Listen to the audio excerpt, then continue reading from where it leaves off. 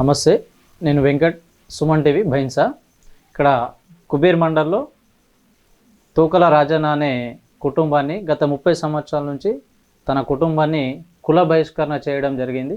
దాని విషయంలో ఎందుకు చేశారు అన్న ఉద్దేశంతో ఆయన్ని అడిగి తెలుసుకుందామని కుబేర్ రాజన్న వారి వద్దకి రావడం జరిగింది.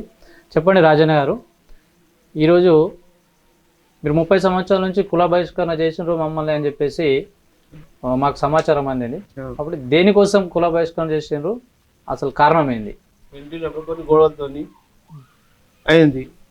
దానికి మీ ఇంటి లోపల సర్పంచ్ ఉంటే పెద్ద మనిషి ఆయన పిలుచుకున్నాడు, సంఘంలో పిలిచి అడిగిండు, దాదాపు గిట్ల సంగతి గిట్లా ఉన్నది, ఈ సంఘం చేయబట్టి గిట్లా అయింది అంటే సరే మరి ఉన్న భూమి ఇల్లు తాత రాసిచ్చేయు, ఇంటి దగ్గర బయటకు లేవు. సరే అన్న. ఆ రోజు నుంచి ఇంత మట్టుసుగా నేను బయటనే ఉంటున్నాను. వాళ్ళు దేనికి నాకు పిలుస్తలేరు కులమళ్ళు. ఏ పెళ్ళిళ్ళకైనా కానీ పత్రిక రిజలు ఏ కార్యక్రమైనా కానీ చెప్పారు, సాగు జరగకపోతే లేపుతున్నారు, ఇట్లా చేస్తున్నారు. నా పెళ్లి ఇల్లు పక్క ఆమె పిలుచుగా లేపేసిండ్రు, రానియలే కూర్చొనియలే. 30 సంవత్సరాలు ఇట్లా చూస్తున్నాను నేను. వేసుకొని ఇప్పుడు ఏమైందంటే నా పిల్లలు పెళ్లికి వస్తున్నారు, ఇక్కడ పెళ్లి మాట్లాడినా కానీ వీళ్ళు ఫోన్లు చేసి చెడగొడుతున్నాడు.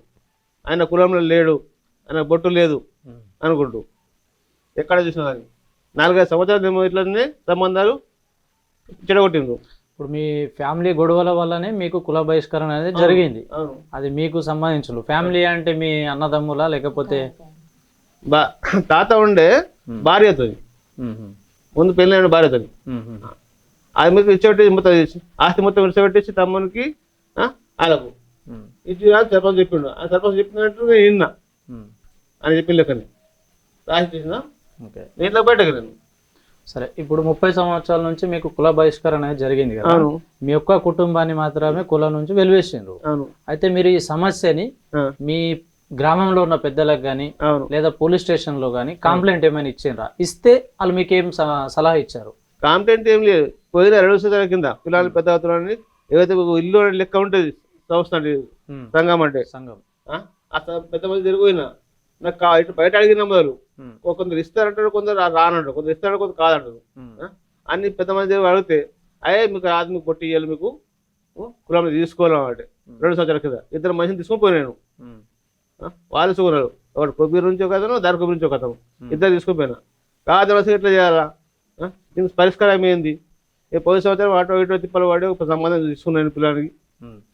వాడు మాట్లాడుకున్నాడు అంటే మాట్లాడుకుని వచ్చిండు, పెళ్లి చేసినావు, ఇక మళ్ళీ ఇంకో పిల్ల ఉన్నాడు, మళ్ళీ ఇట్లా చేస్తే దగ్గర సంబంధం వస్తుంది, దూర సంబంధం వస్తుంది. ఇప్పుడు మీ కొడుక్కి పెళ్లి చేసినప్పుడు ఈ కులంలో ఉన్న వాళ్ళందరూ ఎవరు రాలేదు. అంటే ఇక్కడ నుంచి కాకుండా మనకు చుట్టుపక్కల గ్రామాల మందులు వచ్చారు కానీ గ్రామంలో ఉన్న కులం మాత్రం రాలేదు. సరే, ఇప్పుడు పోలీస్ స్టేషన్ లో కంప్లైంట్ ఇచ్చిండ్రు కదా, పోలీస్ వాళ్ళు మీకు ఎటువంటి సలహా ఇచ్చిండ్రు? ఈ కుల బహిష్కరణ అంటే ఏంది, దీనికి సంబంధం ఏముందని ఒకటి 4 కొట్టు కలుసుకొని ఉంటేనే దానికి ఒక గ్రూప్ చేసుకుంటే 5 కలిసి ఇది గ్రూప్ లెక్క, దీనికి సంబంధం ఏముంటుంది, ఏం పరిష్కారం మీకు ఏం చెప్పాలి, మీకు దీంట్లో ఏముంటుందని. నువ్వు నచ్చలేదు వాళ్ళు తీసేసిండ్రు. మేము తాగబోతలేమో నీకు నచ్చలేదు, నువ్వు తాగావు, నువ్వు నచ్చలేదు తీసేసిండ్రు. దానికి అంత బాధపడేది. నువ్వు చక్కెరలు ఇవ్వచ్చిన దుకాణంలా, నీళ్ళ పట్టిన చిన్నగా నువ్వెందుకు చేస్తున్నావు? నువ్వు నీళ్ళు పట్టిస్తావుగా పట్టిస్తున్నావు. కూరగాయలు నువ్వేం చేస్తే కూరగాయలు అమ్ముతావు కదా, నువ్వు కొట్టలేదు దుకాణం, నీకు కొంటున్నావు కదా, కొంటున్నావు సార్, మరి అయిపోయి నువ్వే బతలేవా నువ్వు ఇట్లా చేస్తావు సార్.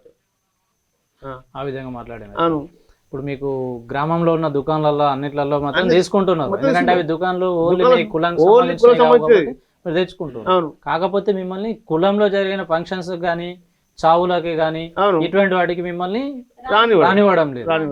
ఇది మీ సమస్య. ఈ సమస్యకు పరిష్కారం కావాలని చెప్పేసి మీరు కోరుకుంటున్నారు. ఓకే, ఇది సమస్య.